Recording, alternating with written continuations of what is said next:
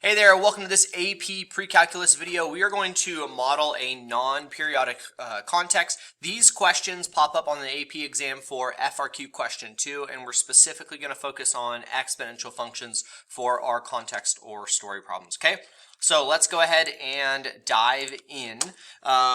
In this lesson, you are learning to create exponential models from a context. You'll be able to write a system of equations as well as solve a system of equations.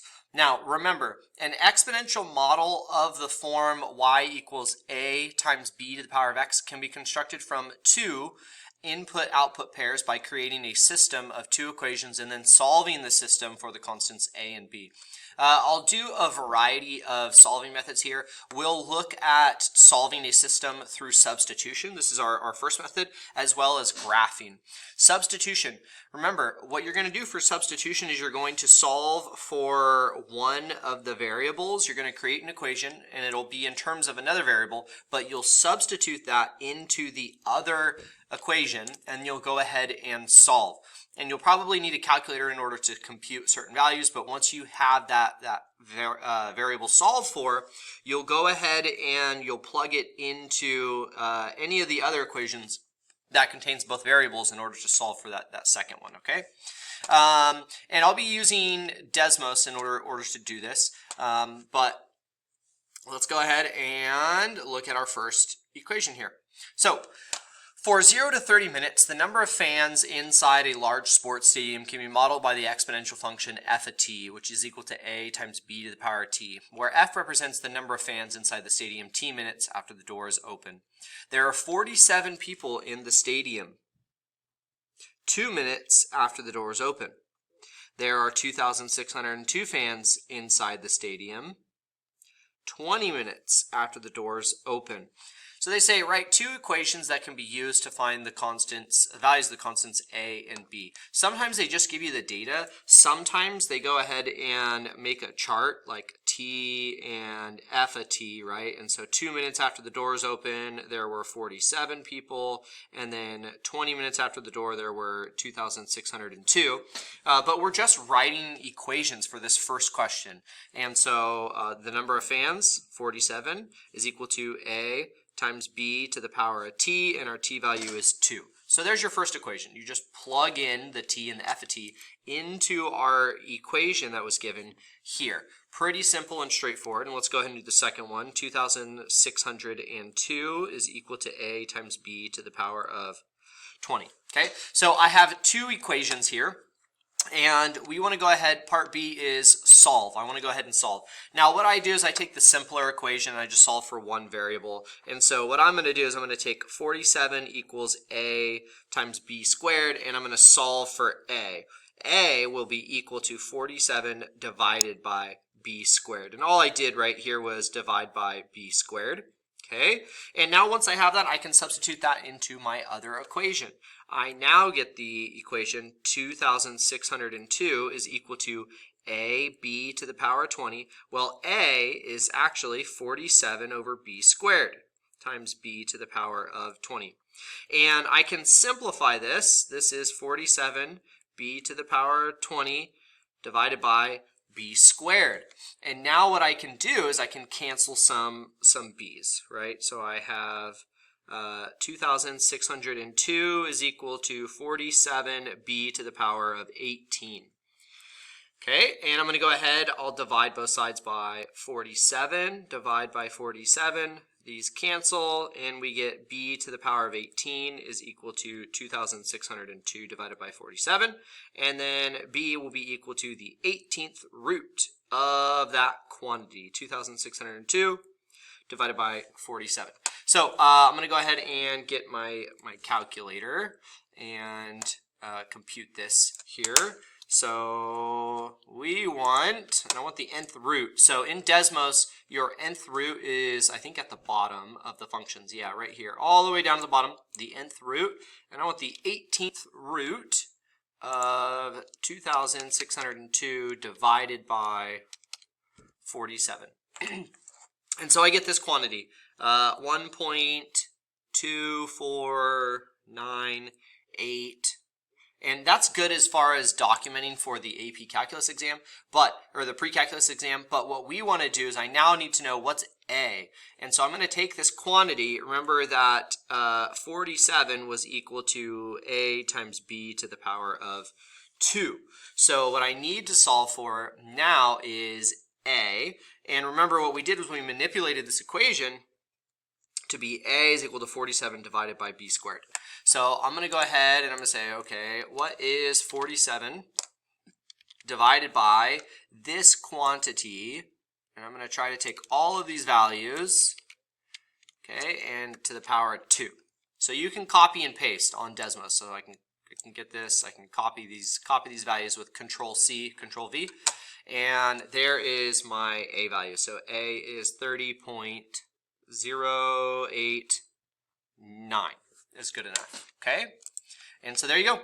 That's how you solve a system of equations via substitution. Solve for one variable, plug it back into the second equation, simplify, solve for the variable, and then once you have that variable, plug it in to solve for the other one. Now there is kind of an easier way to do this, and that would be with graphing. I could go ahead and graph this, a system. So I had two equations.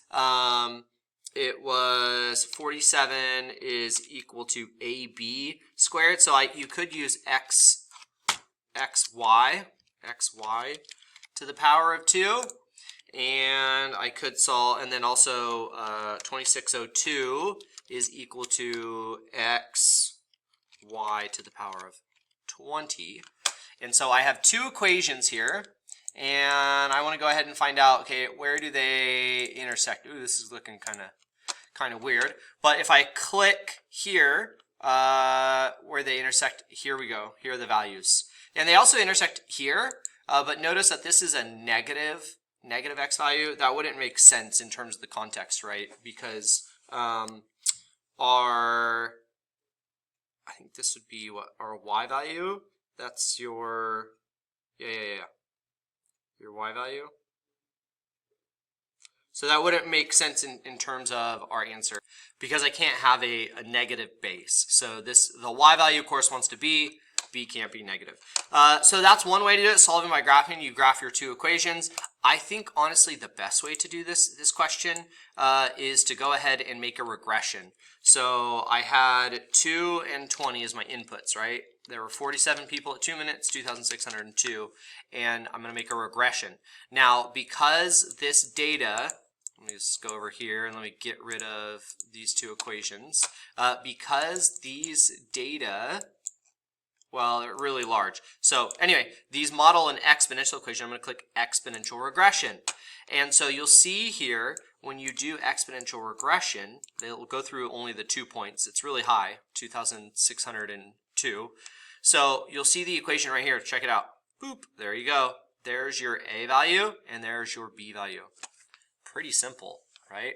So anyway, I have given you 3 ways that you can go ahead and solve for these equations. Here's a practice problem. Please go ahead. I want you to pause the video, and then we'll go over the solution.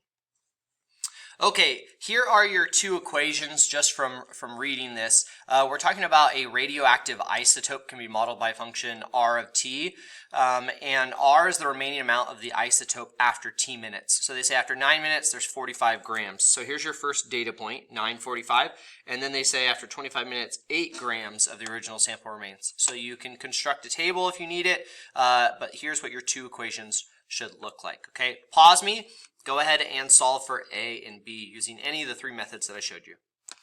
All right, here if you solve for A using the first equation, you get A is equal to 45 over B to the 9th, and then you substitute that into your second equation, replacing A, and we get 45B to the 25th divided by B to the 9th. We can cancel out our B's to get B to the power of 16, and we can solve for B by dividing by 45 and then taking the 16th root. And so when you plug this into a calculator, here are the values you get, and you could solve for A by taking this quantity and plugging it back into your definition of A, which is 45 over B to the 9th. You get 118.893. Now again, the other way to do this is to go ahead and enter an exponential regression into Desmos. Again, you click the plus button and you can add a table, and then you can enter these values and you click the icon right next to the table and it runs a regression. Here's your A value. Here is your B value. Hopefully you got it, okay? Awesome. Let's go ahead and look at another example here. This example says, upon reaching a certain age, a person's hearing, measured in hertz, can be modeled by the exponential function h of t equals a times b to the t, where t is the years after a certain age. The table gives values of a person's hearing for selected values of t. Write two equations that can be used to find the values of constants a and b. And so really this is super easy. Again, they give us the data, the h of t, right? H of t, and I'll just write it like this because sometimes students mess up. They put the wrong values in the wrong location. Remember, h of t is your output. So 5,000 is equal to a times b to the power of 0. And then second equation, 4,851 is equal to a times b to the power of 3. So it looks like we lose our hearing after a certain age, okay? So there's your two equations, finding constants a and b. I love b to the power of 0, really any exponential to the power of 0, because that's just 1, right? This tells me that 5,000 is equal to a times b to the power of 0. That's 1. So we get a equals 5,000. Okay, substitution now is really easy. I know that 4,851 is equal to ab to the power of 3. Well, a is what? 5,000.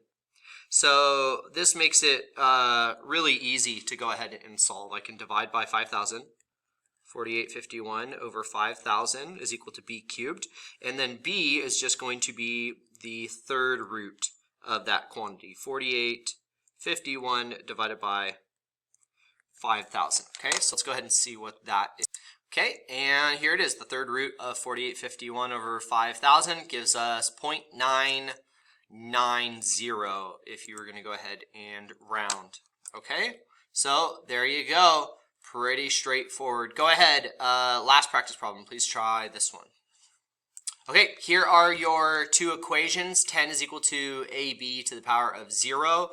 5 is equal to ab to the power of 2. And this models a certain medicine in milligrams after the initial dose, right? So again, this would be an exponential decay, right? Medicine decays after a certain amount of time. Go ahead, pause me. Please try to find a and b. Try it. Make sure you try it at least with substitution before doing the cop-out easy way with the Desmos. Okay. Here you go. That first equation, since it's b to the power of 0, that's just 1. So they give you a equals 10. Then you can substitute that in for your second equation to give you 5 is equal to 10b squared. Divide by 10. That will be b squared. And you can solve for b by taking a square root. So b is equal to the square root of 1/2.